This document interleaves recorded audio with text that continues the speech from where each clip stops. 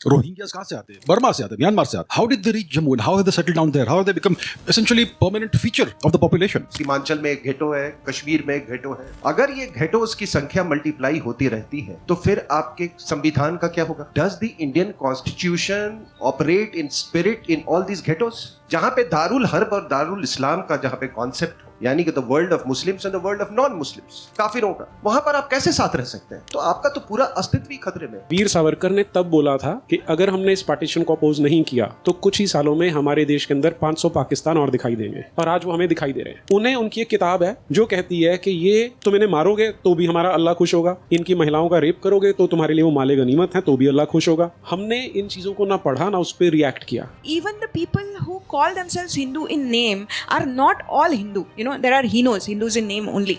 और इसका perfect test case is actually Kerala. Why do we give missionary visas? क्या हम समझते हैं कि हमारा कल्चर inferior है so that somebody has to come from outside as a missionary and civilize us? 10 crore लोग कम हो जाए because we send them back. सोचिए हमारे इकोनॉमी के ऊपर कितना स्ट्रेस कम हो जाएगा, हमारे पास कितना ज्यादा लिविंग स्पेस हो जाएगा, हमारे कितने सारे स्लम्स गायब हो जाएंगे जो इनको बसाया जाता है एज वोट बैंक घेटोज इन अवर सिटीज. बहुत बड़ा प्रॉब्लम है. मेरे ओपिनियन में सबसे इजी प्रॉब्लम को सॉल्व करना है तो ये प्रॉब्लम है जिसको सॉल्व करना है, but it will take political will to do that because various issues. हमें क्या बोला जाता है कि सनातन धर्म तो हिंदू तो कन्वर्ट नहीं करते, हमें वर्क करना ही पड़ेगा. Every one of us has to become a missionary. हम सारे के सारे सनातन धर्म के एम्बेसडर होने चाहिए.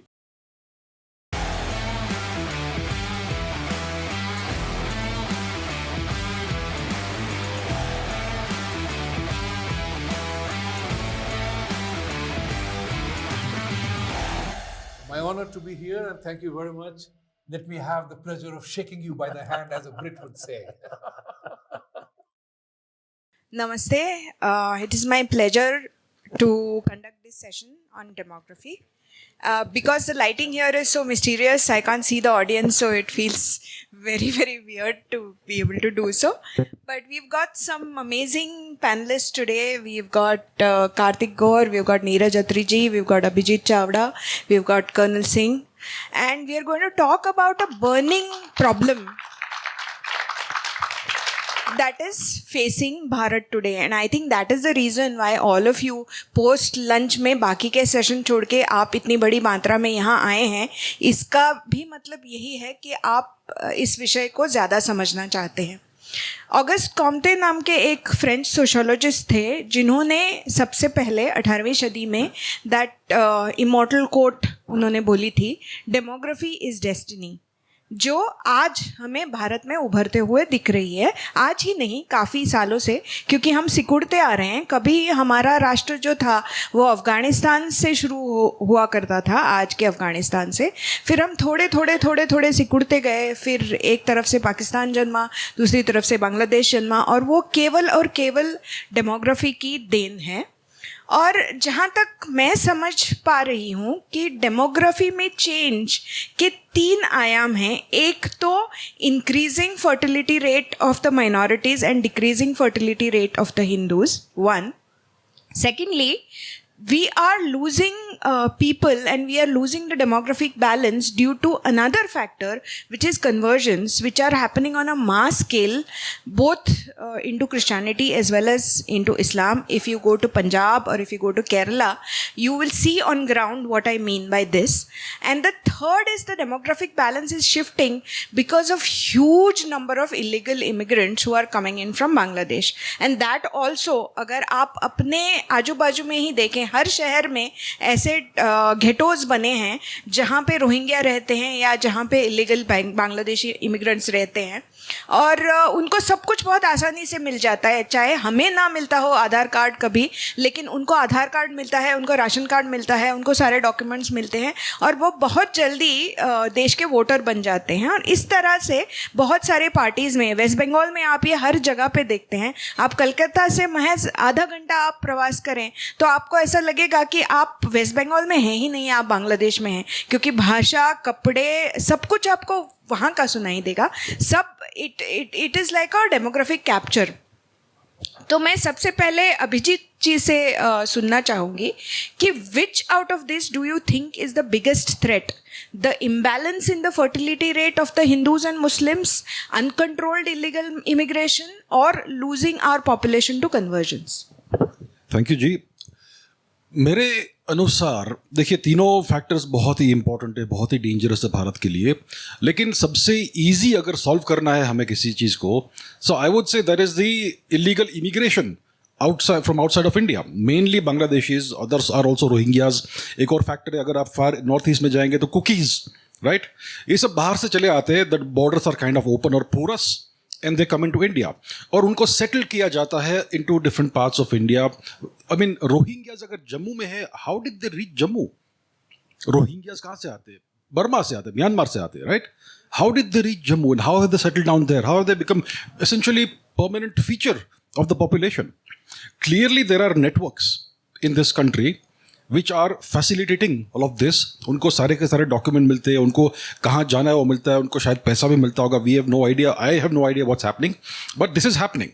अगर आप किसी भी बड़े शहर में जाएंगे तो आपको you will find them, they have captured various things, may be fruit sellers, vegetable sellers, may be rickshaw wallahs, हर जगह है ये लोग. And this is a big problem. और पता नहीं कितने समय से है.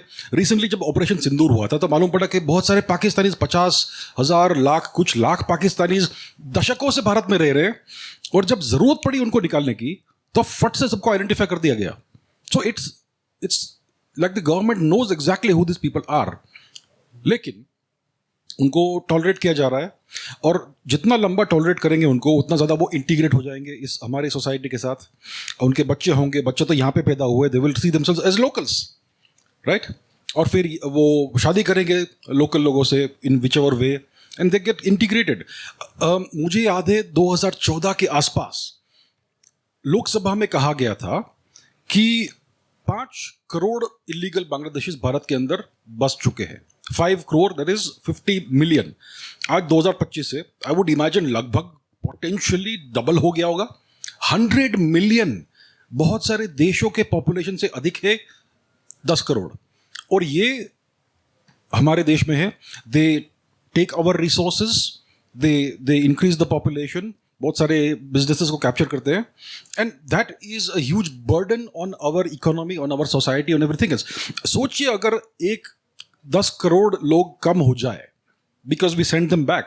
सोचिए हमारे इकोनॉमी के ऊपर कितना स्ट्रेस कम हो जाएगा, हमारे पास कितना ज़्यादा लिविंग स्पेस हो जाएगा, हमारे कितने सारे स्लम्स गायब हो जाएंगे जो इनको बसाया जाता है as vote bank ghettos in our cities. बहुत बड़ा प्रॉब्लम है. इन मेरे ओपिनियन में सबसे इजी प्रॉब्लम को सॉल्व करना है तो ये प्रॉब्लम है जिसको सॉल्व करना है, but it will take political will to do that because you know various issues. So मेरे अनुसार सबसे महत्वपूर्ण, सबसे इजी प्रॉब्लम है जिसको सॉल्व कर सके, that is the illegal immigration into India. अब मैं आपको कुछ चौंकाने वाले आंकड़े बता रही हूँ, और ये मेरे आंकड़े नहीं हैं, ये प्यूर रिसर्च के आंकड़े हैं जो बताते हैं कि long term compositional shift of Indian population between 1951 and 2011, गौर से सुनिएगा, between 1951 and 2011 the Hindu share in India's population fell from 84% to 79.8%, मतलब ऑलमोस्ट 4% उसमें कम हुआ है. And the Muslim share in India's population has risen from 9.8% to 14.2%, almost मतलब parallel ही वो चल रहा है. And this I want to ask Colonel Singh, sir, how is this going to pan out in the future and how it is going to affect our internal security? सबसे पहले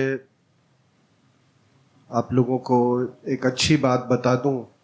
कल मुझे कोलकाता से किसी का फ़ोन आया था, और वो टैक्सी ड्राइवर है ना, ही ओन सम taxis also.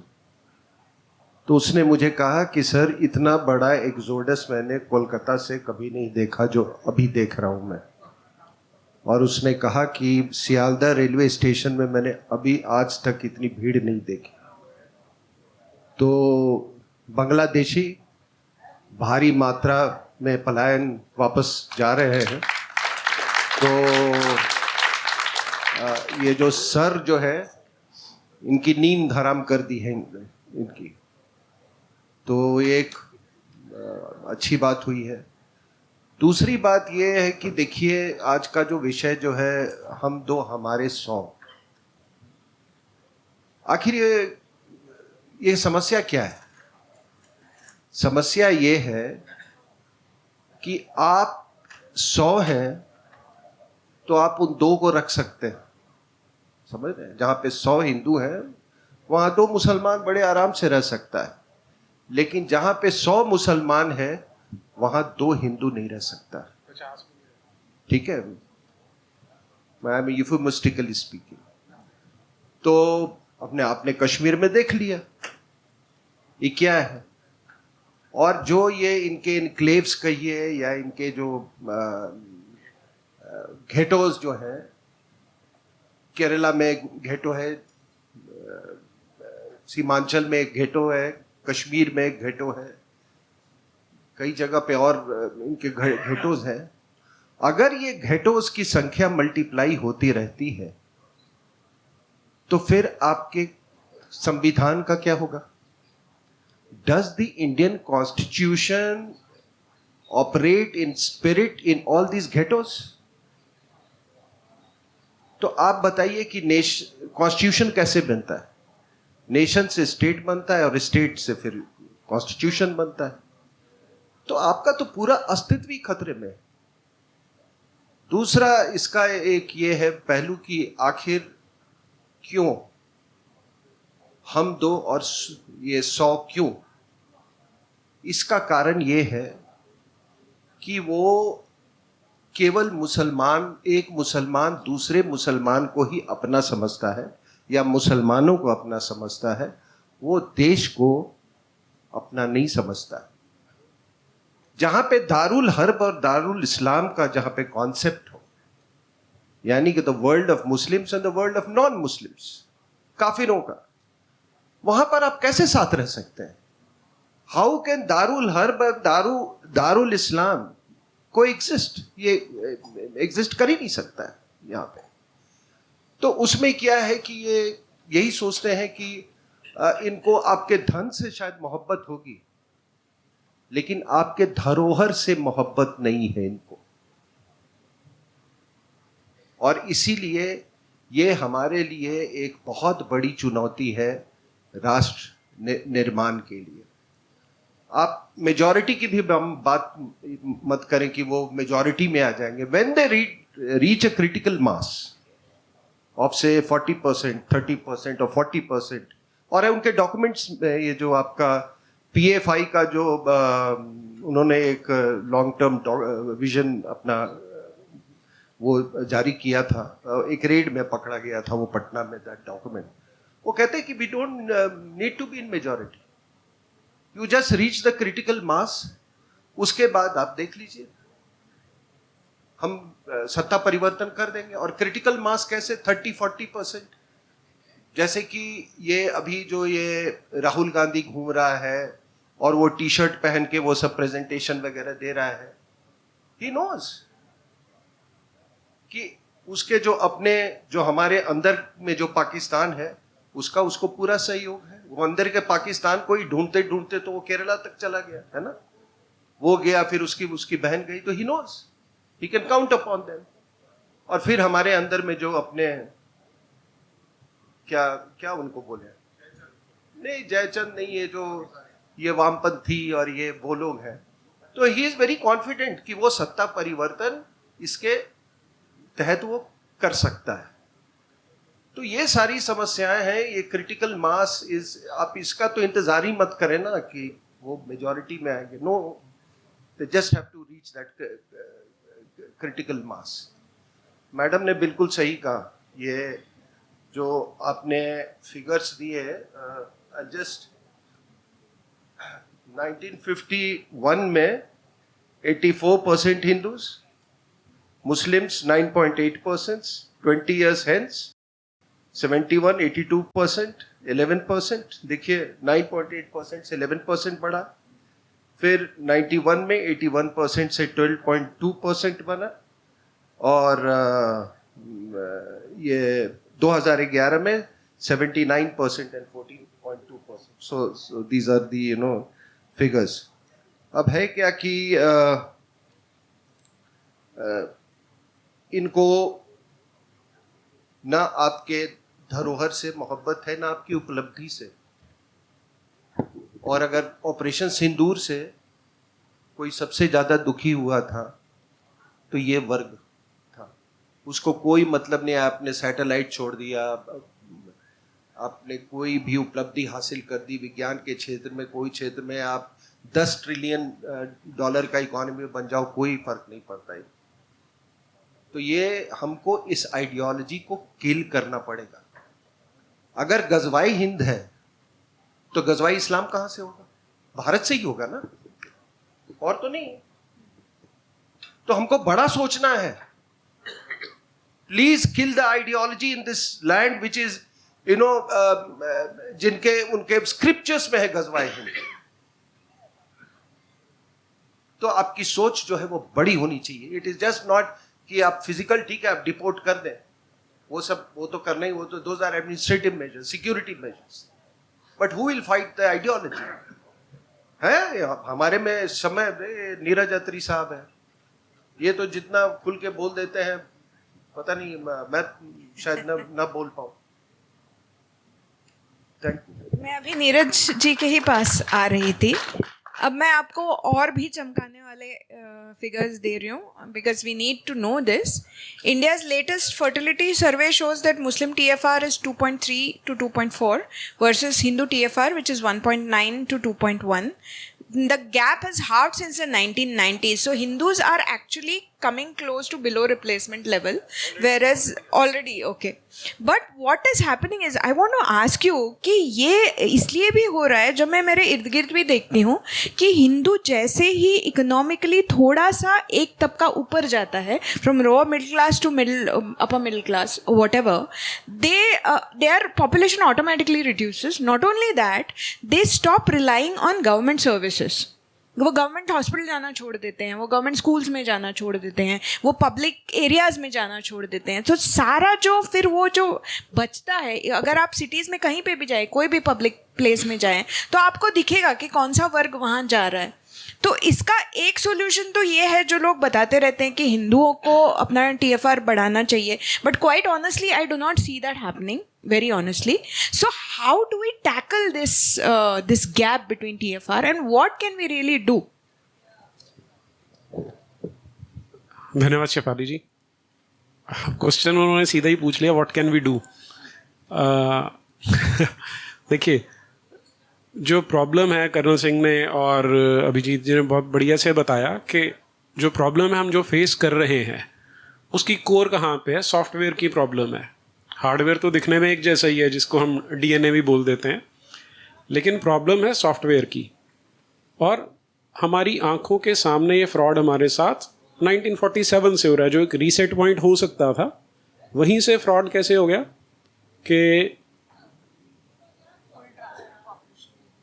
Full population transfer नहीं हुआ। पॉइंट नंबर 1, वीर सावरकर ने तब बोला था कि अगर हमने इस पार्टीशन को अपोज नहीं किया तो कुछ ही सालों में हमारे देश के अंदर 500 पाकिस्तान और दिखाई देंगे, और आज वो हमें दिखाई दे रहे हैं। ये हुआ कैसे? How did this miracle take place?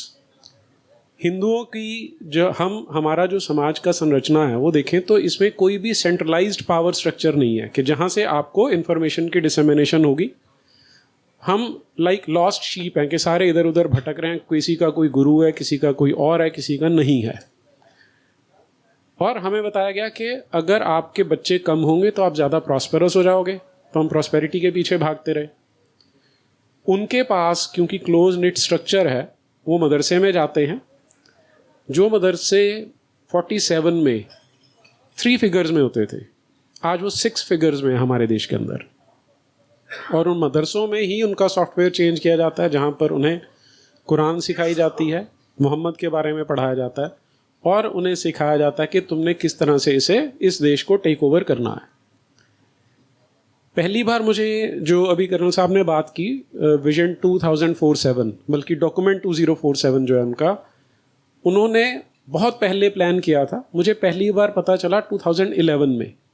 एक रिटायर्ड IPS ऑफिसर थे, RK ओहरी, वो IB के डायरेक्टर रिटायर हुए थे। तो उन्होंने बताया कि हमारे पास सारे देश से इनपुट आती है, and they are planning to take over this country before 2047। और उससे 13 साल बाद अब पब्लिक को ये डॉक्यूमेंट पता चल रहा है।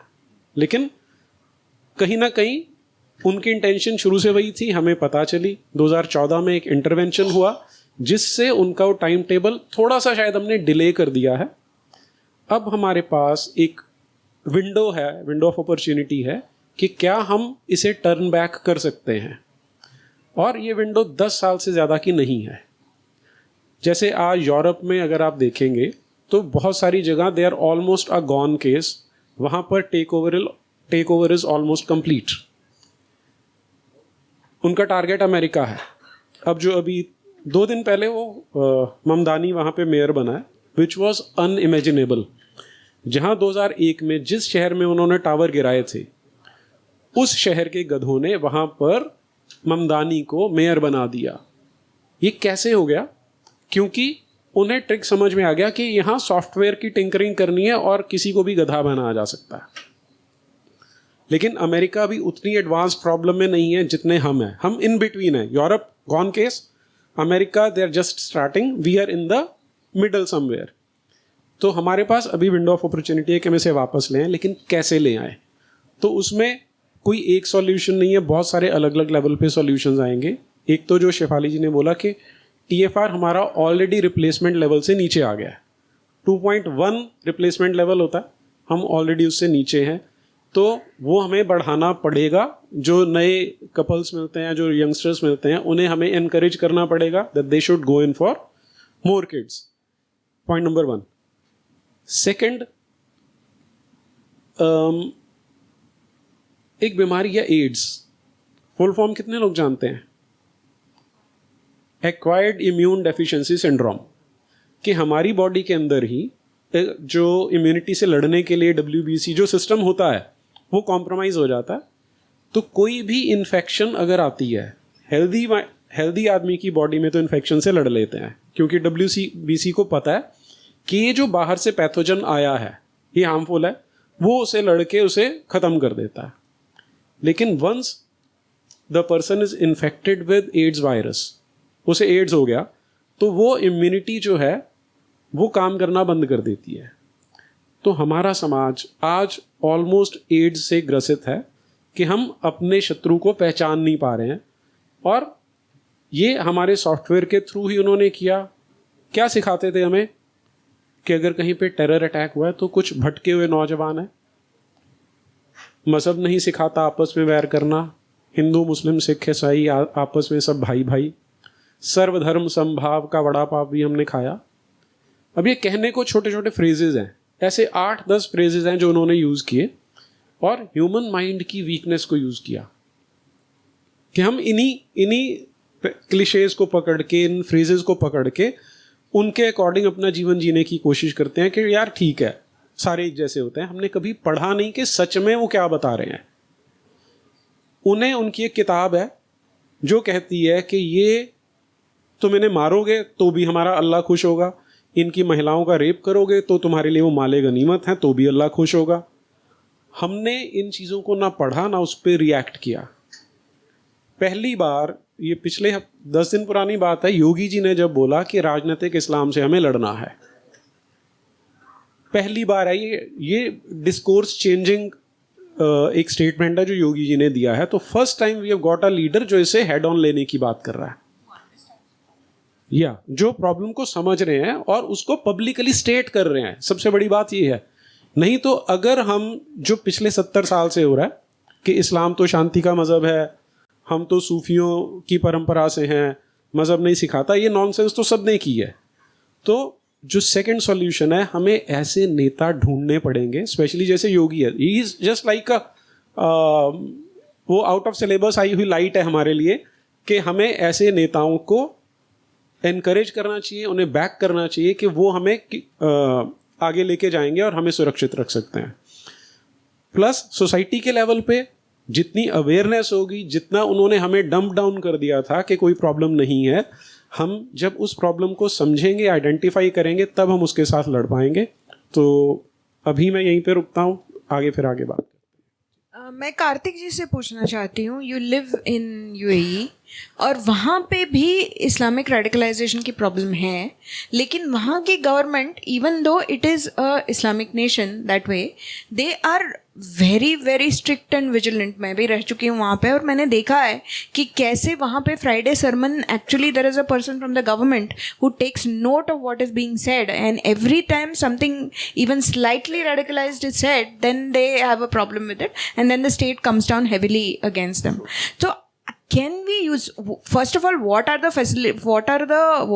things that they use to keep नाम के लिए तो इस्लामिक कंट्री है, बट ये सब कंट्रोल करने के लिए वो क्या करते हैं, और वो क्या हम भारत में कर सकते हैं? What is your perspective on this? नमः शिवाय, थैंक यू सो मच. तो यूएई में मैं तो 25 साल से रह रहा हूँ और मैं हमेशा एक ही चीज़ कहता हूँ कि यूएई आज के टाइम में इतना प्रॉस्परस है बस एक ही चीज़ के लिए, because of clarity of mind. हाँ, ये एक टाइम था जब यूएई एक टी जंक्शन पे था, जहाँ पे लेफ्ट लेता तो वो सूडान और सीरिया बनता, राइट लेता तो वो है वहाँ पे है. और मैं हमेशा लोगों को कहता हूँ कि एक माइंडसेट हमको क्रिएट करना पड़ेगा कि भाई इंटरनल सिक्योरिटी के ऊपर तो कुछ भी नहीं है, पैसा नहीं है उसके ऊपर. पैसा is a by product of N internal security and a good internal security. तो आज के टाइम में जो बेनिफिट मिल रहा है यूएई को, वो इसलिए नहीं मिल रहा है कि वहाँ पे अच्छा रोड है, इंफ्रास्ट्रक्चर है, but basically it's a very safe society. और उन्होंने वो वोकिज्म रखा ही नहीं है. आप मोहम्मद बिन जायद का भी अगर एक फेमस ट्वीट है जहाँ पे, और रादर वीडियो है जहाँ पे वो क्लियरली बोल रहे हैं कि भैया if there is a radicalism within Islam we have to accept it and we should be the first one to take them head on. उसमें कोई लेफ्ट राइट हमको करना नहीं है. तो यूएई में आज के टाइम में Muslim Brotherhood is banned, you know, Hezbollahs are banned, you know, you cannot say from river to the sea. आप पैलेस्टाइन बॉर्डर में किसी जू को कुछ कर नहीं सकते हो. There are many Jews staying over there. तो ये सब हो रहा है ना, कैसे हो रहा है? Tablighi Jamaat is band.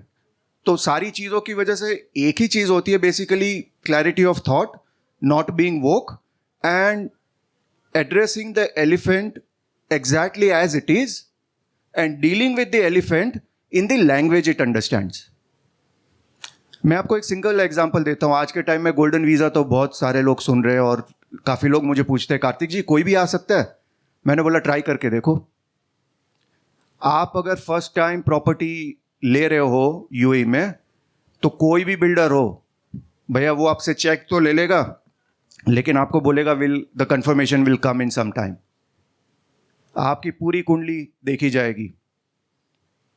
How much are you an internal security threat और एन एसेट? अगर आप थ्रेट हो तो आपका पैसा आपको मुबारक नहीं चाहिए भाई. But if you are going to stay in the country and you are an asset, then you are most welcome. मैं आपको एक इंडिया का एग्जांपल देता हूँ वीज़ावी. मेरा एक दोस्त है, खास दोस्त है, यू नो, सो वो मिडिल ईस्ट से बॉम्बे आ रहा था और उसकी बांग्लादेशी मेड थी. सो बांग्लादेशी मेड की एक ही कंडीशन थी कि मैं आपके साथ आऊँगी, लेकिन मेरे को 2 दिन की छुट्टी चाहिए और आप मेरे को नहीं पूछोगे मैं कहाँ जा रहा हूँ. बेसिकली मेरी पूरी फैमिली वहीं पे बॉम्बे में है. So they said that we were shocked. वो बोले कि 2 दिन के लिए गई, अपना मोबाइल भी यहाँ पे रख के गई, क्योंकि वो क्लियर थी कि भाई मेरे ट्रैक नहीं होनी चाहिए, मेरे किसी का पता नहीं होना चाहिए मैं कहाँ जा रही हूँ.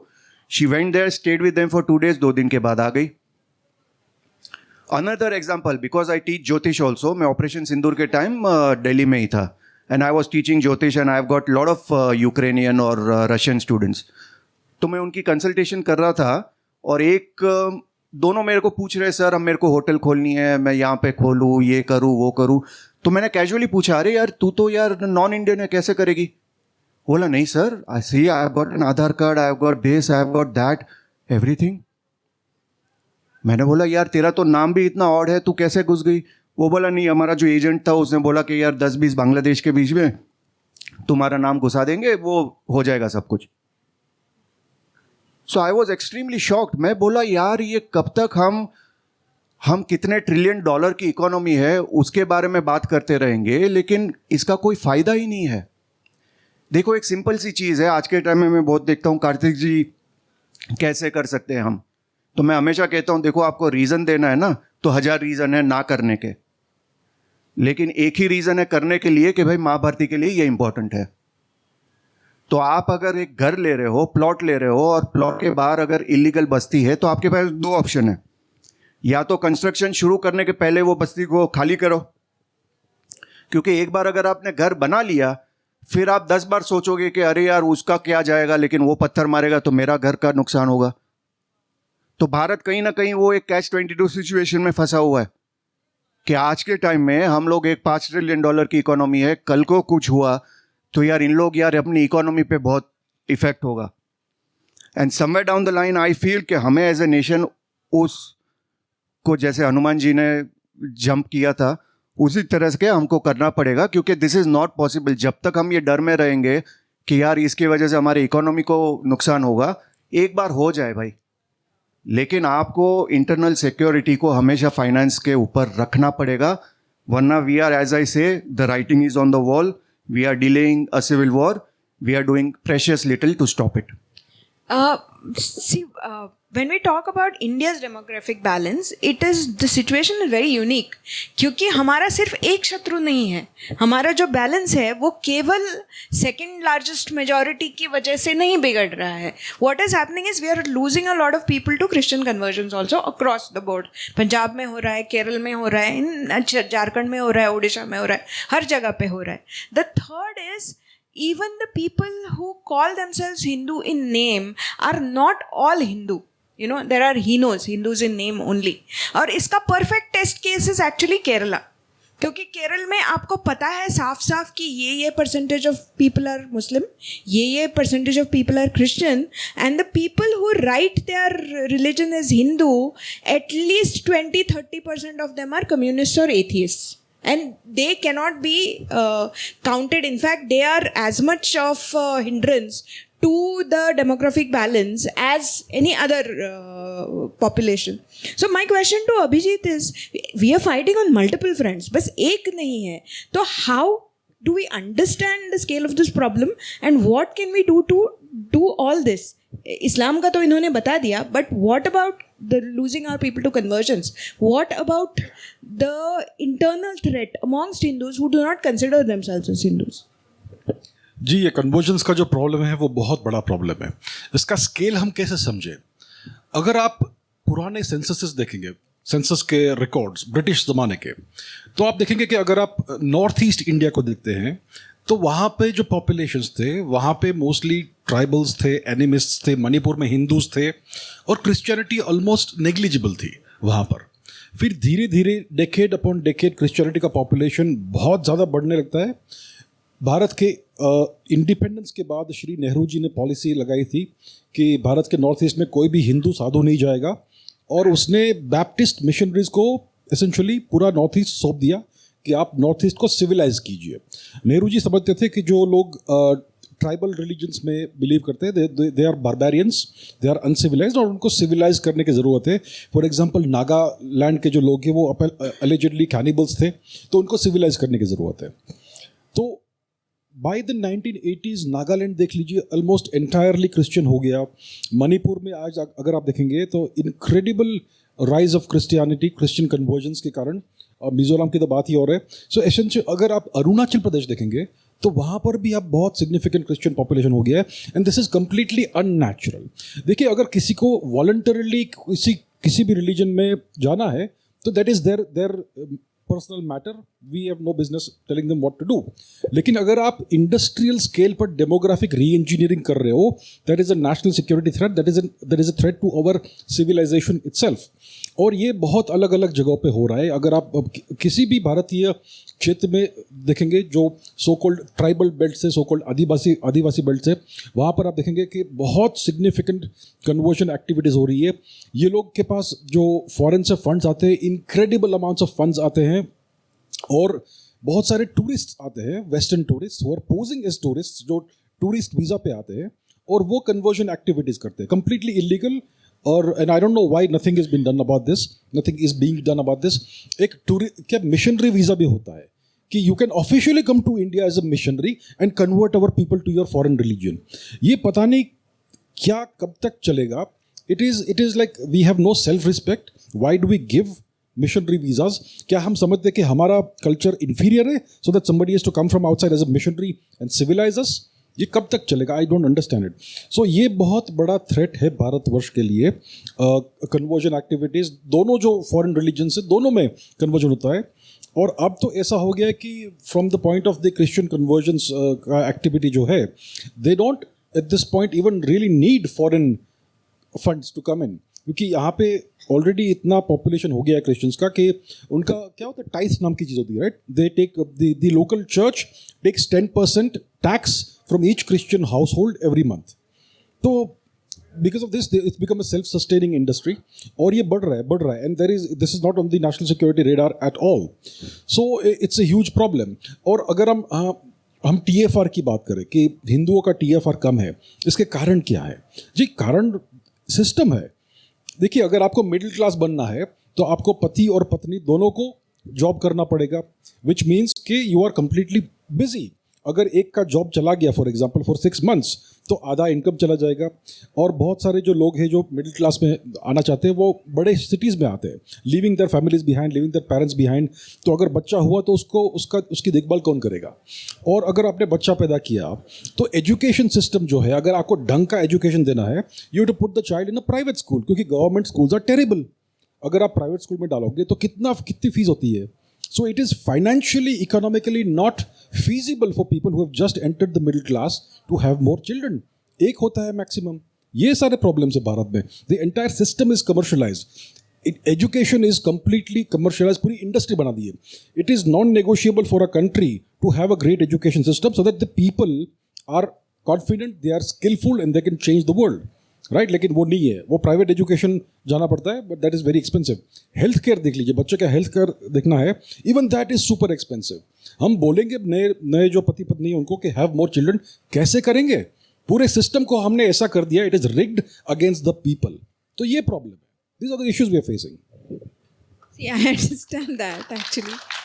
The one thing I wanted to ask Colonel Singh is, this is in every city you'll find it. I was in Assam a couple of years ago and I visited a satra, which is where Acharya Shankar Dev Ji was born. And that place is very close to Guwahati, and they have a beautiful serene satra which is spread over some 100 acres or something like that, probably more or less. But the thing is, and all around it there are some shops which are owned by Hindus which sell all the things that they use for the puja and all that. But I was speaking to one of the ladies, and what she said was, and it was really alarming, she said, yeah, right now there is the Hindu satra and it's surrounded by Hindu shops, but everything else, all the supply chains are actually no longer in our hands. तो हमको जो भी सामान आता है, this roads all along there the demography has changed. जो हमें food supply करते हैं, there the demography has changed. Transport हमारे हाथ में नहीं है, कुछ भी हमारे हाथ में नहीं है. और कल को अगर कोई इंसिडेंट हो गया और हम पास के थाने में गए रिपोर्ट लिखवाने के लिए, तो जो रिपोर्ट लिखाने वाला दरोगा है वो भी हमारा नहीं है. So how are we going to tackle this? And this sort of very systematic encircling is not just happening in Assam. It's happening in almost every city of India. अगर आप आँख खोलोगे तो आपको दिख जाएगा. So sir, मैं आपसे जानना चाहती हूँ कि ये जो बहुत systematic encircling जो हो रहा है, उसका उपाय क्या है, और what can we do as average citizens who are concerned about our country to fight this? मेरा अपना मत है कि ये जो आपने सप्लाई चेन और ये फ्रूट सेलर्स और ये, इसके 2 कारण मुझे लगते हैं. एक तो पहला, जो हिंदुओं में सरकारी नौकरी की जो होड़ है, सरकारी नौकरी मिल गया मतलब आपको खुदा मिल गया, आपको भगवान मिल गया. और तो जो ट्रेडिशनल हमारे यहाँ ये थे, जैसे मान लीजिए कुम्हार है, अब इट्स नॉट दैट आप किसी भी उसमें कोई टेक्नोलॉजी इंस्टीट्यूट में आप नहीं सिखा सकते उसको.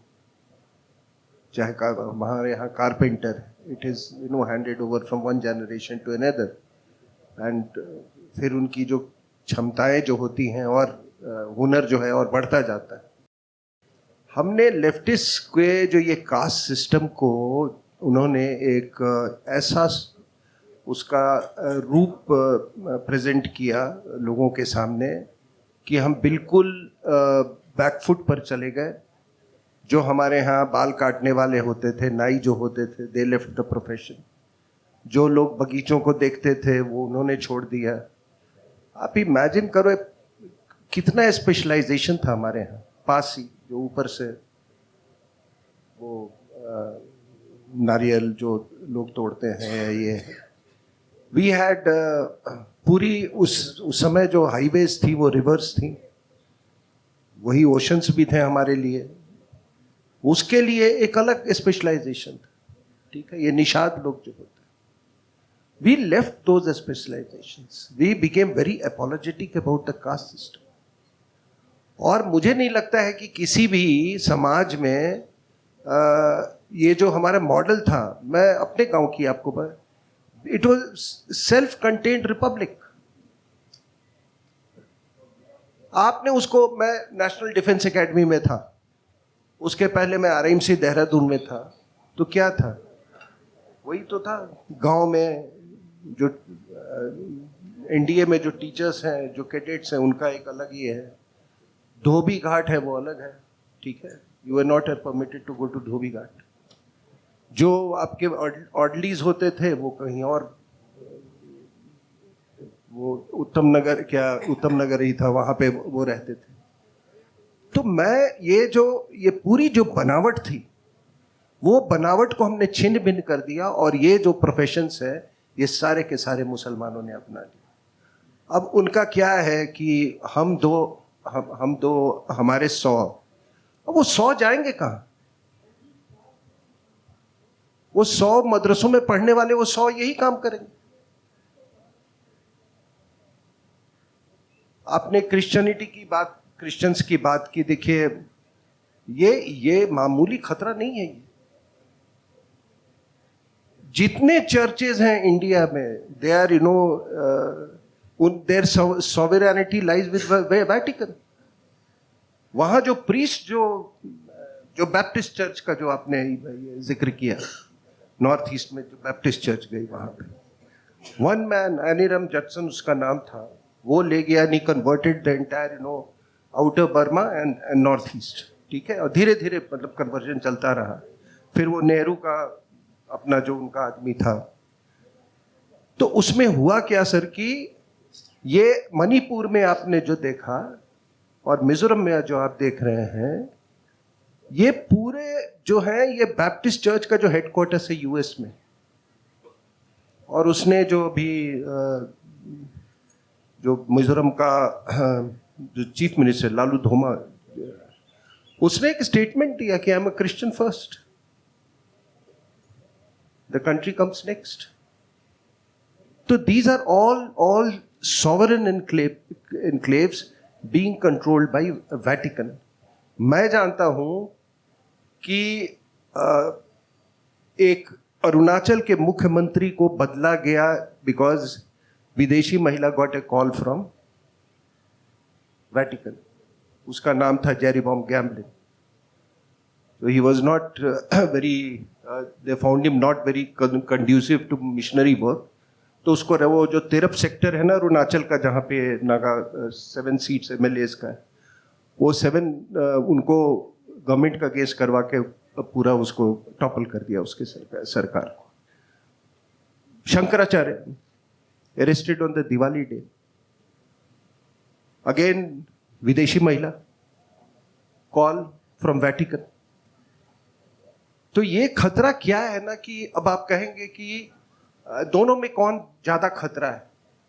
इस खतरे को भी कम मत आकिएगा, क्योंकि ये आपको दिखाई नहीं देगा। ये हम दो हमारे 100 वाला अभी इन पे अप्लाई नहीं होता है। इसलिए नहीं अप्लाई होता है बिकॉज द क्रिश्चियंस जो पूरा जो इकोसिस्टम जो था वो अंग्रेजों ने मतलब वो जब छोड़ के यहाँ से गए तो ऐसा इकोसिस्टम था जिसमें उनको फायदा ही फायदा था। इंग्लिश एजुकेशन था, सेंट स्टीफेंस कॉलेज था, सेंट जेवियर्स स्कूल्स थे, कॉलेजेस थे। दैट फेलो सेंट जेवियर्स, वो आदमी इतना क्रूर था, he was the one who brought inquisition, कि अगर आपने अगर आपने क्रिश्चियनिटी कबूल कर ली और उसके बाद वो छुप छुप के स्पाइस बेचते थे कि आपने कहीं रिकन्वर्ट तो नहीं किया है, तो अगर देख लिया तो आपको ऐसी प्रताड़ना दी जाती थी। तो ये क्या है कि पंजाब में मैडम क्यों हो रहा है? पंजाब में आपने एक स्पिरिचुअल वैक्यूम वहां पे क्रिएट कर दिया था। Sikhism was totally hijacked by one segment of the Sikh society, और उसी के कारण है। तो अभी क्या है कि आप लोग से मेरा अनुरोध है कि आप सभी गांव से आते हैं, किसी शहर में आते हैं, please invest in your temples. मंदिर को एक समाज का केंद्र बनाइए, मंदिर पे में कार्यक्रम करवाइए। केवल प्रार्थना सभा ही कोई जरूरी मतलब नहीं है। वहां आप बच्चों का पेंटिंग कंपटीशन करवा सकते हैं, कोई कंपटीशन पर है, गीता का श्लोक का की कंपटीशन करवा रहे हैं। मंदिरें, आप किसी भी गांव की अवस्था आप जज कर सकते हो उसके मंदिरों से। और आखिरी में आपका जो आपने यूएई और इसका ये दिया, देखिए क्या हुआ है कि तेल निकला तो आपके बॉर्डर्स बने, ठीक है ना, अरब के, वहां पर ये सारे के सारे फिर सुल्तान पैदा हुए वहां पे, वो उनकी जागीर है। They are dependent on the Americans for security and money both. तो उन्होंने अपना समझ लिया कि ये हमारी इम्पेरेटिव्स है, ठीक है। ये हमारे लिए बहुत फॉर्चुनेट है कि तेल निकला और फिर अंग्रेजों ने इनको ठोका और फिर इजराइल को बसाया। वरना एक पूरा नॉर्थ अफ्रीका से लेके और यहां तक अफगानिस्तान तक एकदम इनका मतलब वो शायद वो बोझ, इस्लामिक बोझ जो हमारे ऊपर आता, उसको हम शायद टैकल नहीं कर पाते। तो इन्वेस्ट कीजिए इसी में, इसी तरह ये बटे रहें, इसी तरह ये ठुकते रहें, ठीक है। और यही फॉर्मूला हम इंटरनली भी अप्लाई कर सकते हैं। नीरज जी, अब मैं आपके पास आना चाहती हूँ। जैसे कर्नल सिंह ने बोला कि हिंदुओं को अब नौकरियाँ चाहिए, that is why they are giving up on their ancestral profession. तो एक जो प्रोफेशन जो लगभग गायब ही हो गया है पूरे भारत से इज़ द हिंदू खटीक। अब आपको स्टेट्स लाइक राजस्थान और पंजाब, जहाँ पे आपको झटका मीट आम था, even 10 years ago, 15 years ago, whoever were eating non-veg, अब आपको बहुत कम ऐसी दुकानें दिखती हैं। और आप जनरली जाओगे, हर जगह जाओगे तो even if the meat stall is run by a Hindu, वहाँ माता जी का फोटो होगा, लेकिन वहाँ नीचे होगा 100% हलाल मीट अवेलेबल। तो मैं आपसे जानना चाहती हूँ, क्योंकि आपका स्टडी भी है इस विषय पे, हलाल इकोनॉमी के बारे में कुछ कहिएगा। And what is that we can do to give a choice to the Hindus who want to eat non veg.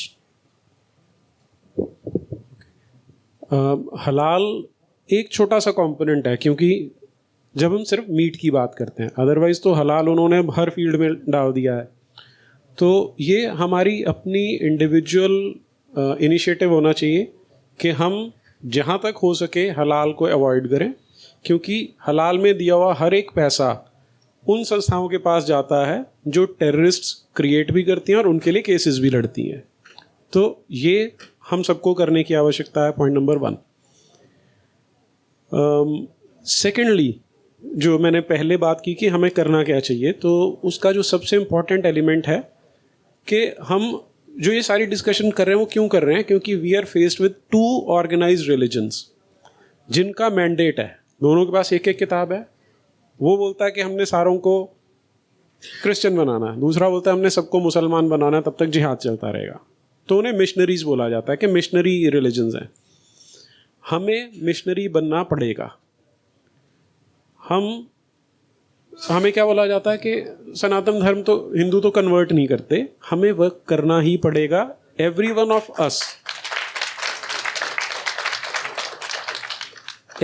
Of us has to become a missionary.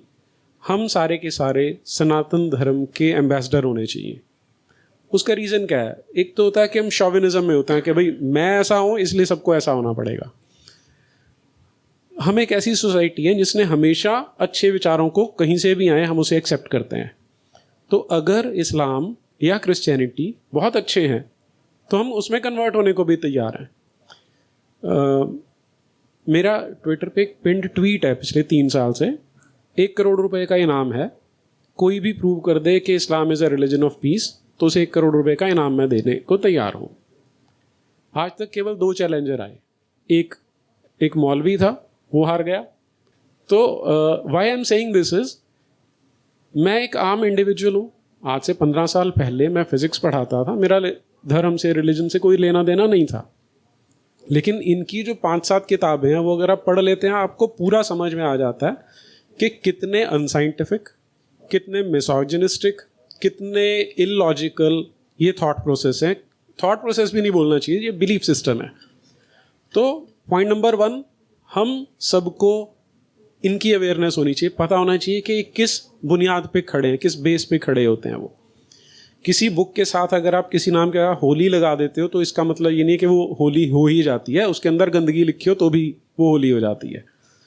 तो हमें अपने आप को, अपने को क्या बोलते हैं हम, कंफर्ट जोन से बाहर निकलना पड़ेगा।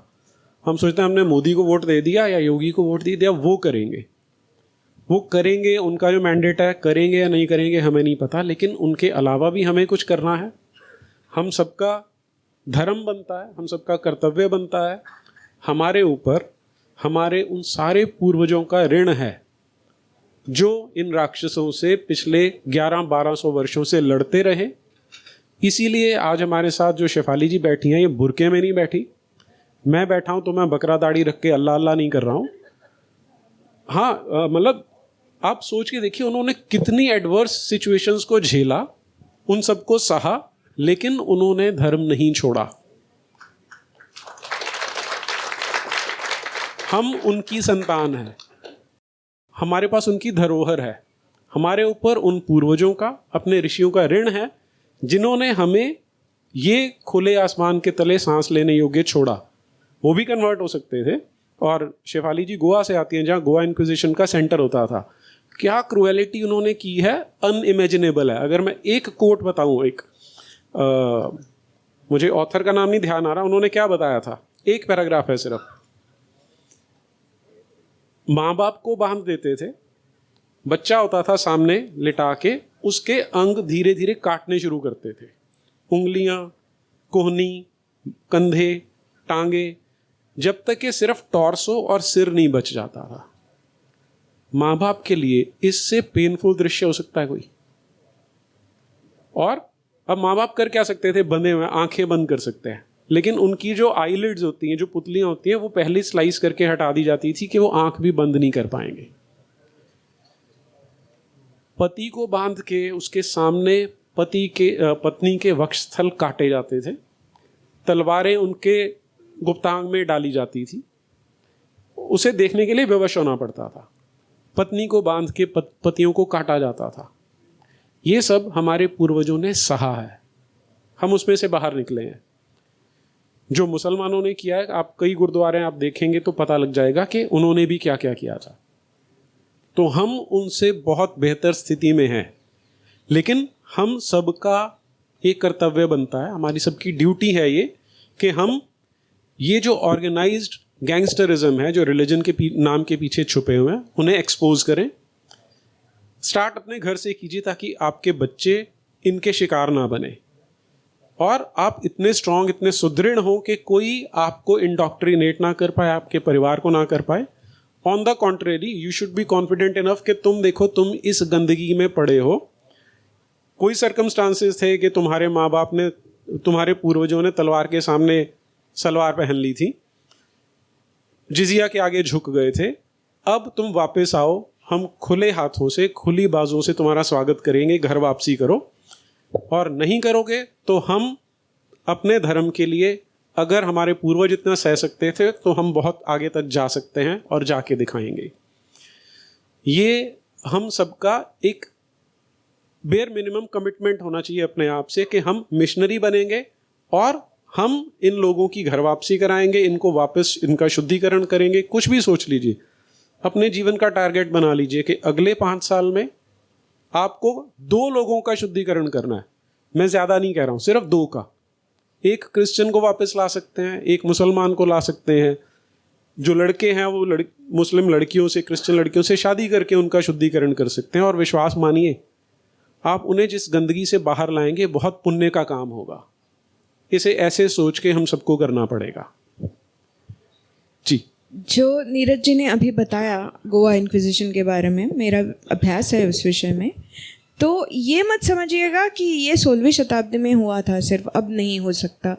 क्योंकि ये मैं हमेशा बोलती हूँ जब इस विषय पे मैं बात करती हूँ तो मेरे एंसेस्टर्स को जो चॉइस दिया गया था, 3 ही चीज़ें बोली गई थी उनको। या तो आप कन्वर्ट हो जाओ, या तो आप यहाँ से निकल जाओ, ये सब छोड़ दो, आपका गांव, आपका घर कुछ मत ले लो और यहाँ निहत्थे यहाँ से चले जाओ, या फिर आप मारे जाओगे, काटे जाओगे। यही choice in these many words was given to the Kashmiri Hindus in the 1990s। रालिव, चालिव या गालिव, यही था चॉइस जो 16वीं शताब्दी में मेरे एंसेस्टर्स को दिया था। The point I am telling is, जो जॉर्ज सायंतना की फेमस कोट है, if you forget history you are condemned to repeat it. अगर आप इतिहास को भूल जाएंगे तो इतिहास दोहराता रहेगा अपने आप को जब तक आप वो लेसन सीखते नहीं हो। और हम तो इस स्टेज पे हैं कि अगर हम अब नहीं सीखे तो हम कभी नहीं सीख पाएंगे। मैं कार्तिक जी से लास्ट क्वेश्चन, हाँ 2 मिनट ले लूँ जी। एक चीज़ और है, जो मैंने कंफर्ट जोन की बात की थी ना, एक एग्जाम्पल था, एक बंगाल में किसी जगह पे एक 14-15 साल की बच्ची घर से बाहर निकली, गली के किनारे पे एक किराने की दुकान थी, वहाँ से कुछ लाना था उसे। गली के आगे मुसलमानों की बस्ती थी, उस लड़की को उठा के ले गए। अब वो जो पिता है उसकी FIR रजिस्टर नहीं हो रही। उसे ये भी पता है कि इधर वाले 2 स्क्वायर किलोमीटर के बीच बीच में मेरी बच्ची कहीं पे है जिसके साथ राक्षस पता नहीं क्या कर रहे हैं। आप उस बाप की पेन को इमेजिन करके देखिए।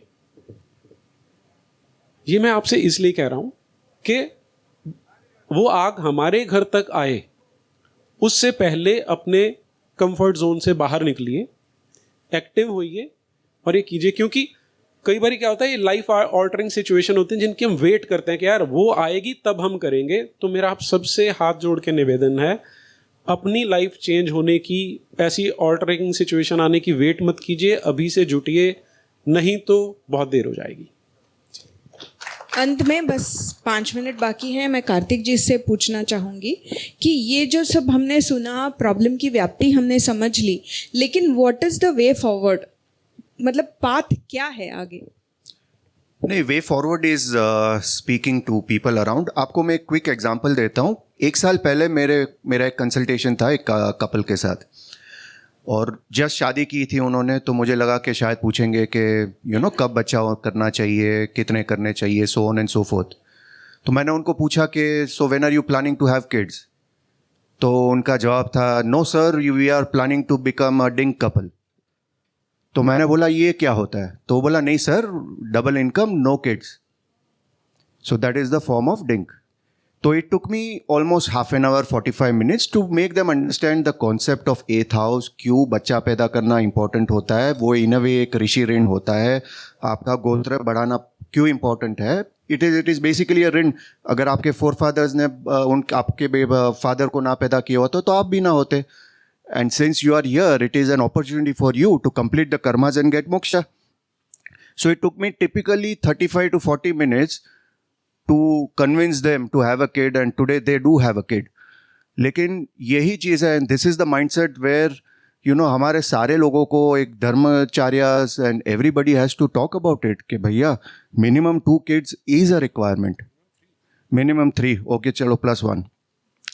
सो I think that is what है। और उसमें हम सारे लोग का है, एक वोक माइंडसेट ना हो जाए, सिर्फ पैसा देखना। जो जैसे मैं बोल रहा था कि ये जो 3 बच्चे होना, that is also keeping internal security about money.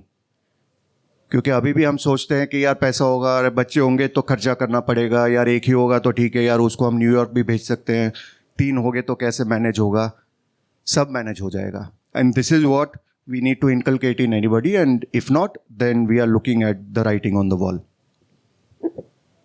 Thank you very much. I'm told us in this session there are no questions, so I cannot take any questions. I thank all the panelists for an extremely interesting, if slightly depressing discussion. But I think the important takeaway is अब समय आ गया है कि हम में से हर एक को अपने धर्म का, अपने देश का एम्बेसडर बनना पड़ेगा और हमारे बस में जो भी है वो करना पड़ेगा. बहुत बहुत धन्यवाद. Thank you so much. एक ही क्वेश्चन. ओके. क्वेश्चन नहीं है, मैं ये बोलना चाहता हूँ, आप इतना अच्छा पैनल है, आप ये क्यों नहीं बोलते कि पेरेंट्स अपने बच्चों को बाहर ना भेजें? हाँ, मैं मतलब आपके नॉलेज में डाल दिए, ये आप देना चाहते हैं जवाब, इट्स ओके, नहीं देना चाहते. बहुत डिफिकल्ट क्वेश्चन है क्योंकि हमारे स्टेज पे बैठे हम में से बहुत लोग होंगे जिनके बच्चे बाहर के होते हैं और उसके लिए पेरेंट्स ज्यादा रिस्पॉन्सिबल है. जो कश्मीर में 90s में फेस किया था, are we forcing it after 2035? Absolutely. If we don't take corrective measures, it is going to happen at a far more massive scale. But our kids are not safe. They are not safe. That is the gist of the entire session.